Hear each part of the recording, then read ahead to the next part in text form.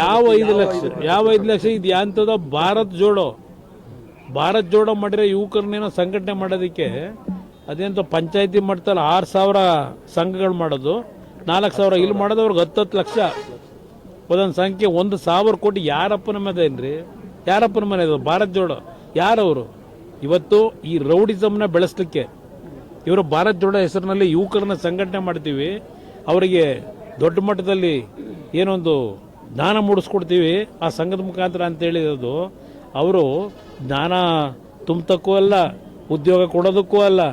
ಇದು ಹಿಂದೆ ಗುಂಡೂರಾವ್ ಕಾಲದಲ್ಲಿ ಒಬ್ಬರು FM ಖಾನ್ ಅಂತ ಇದ್ರು, ಅವರು ಇದೇ ಥರ ಮಾಡಿದರು, FM ಖಾನ್ ಅಂತ ಹೇಳಿ.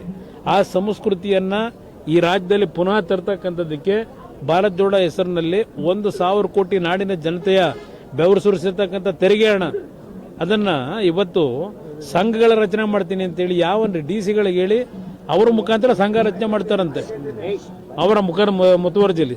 DC ಕೆಲಸ ಇದೇನನ್ನ? ಇದು ಈ ಸರ್ಕಾರದ ಕೆಲಸ ಇದು.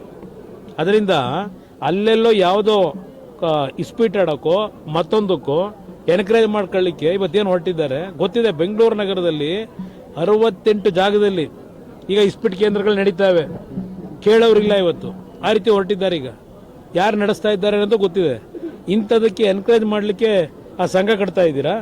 1,000 ಕೋಟಿ ದುಡ್ಡು ಖರ್ಚು ಮಾಡಿ ಇದು ನಡೀತಾ ಇರ್ತಕ್ಕಂಥದ್ದು. ಅವ್ರಿಗೆ ನೀವು 10 ಲಕ್ಷ ಕೊಡ್ತೀರಿ, ಇಲ್ಲಿ ಒಂದು ಜೀವ ತೆಗೆದಿದ್ದೀರಿ, ಅದಕ್ಕೆ 5 ಲಕ್ಷನ ಬೆಲೆ ಇವ್ರದ್ದು.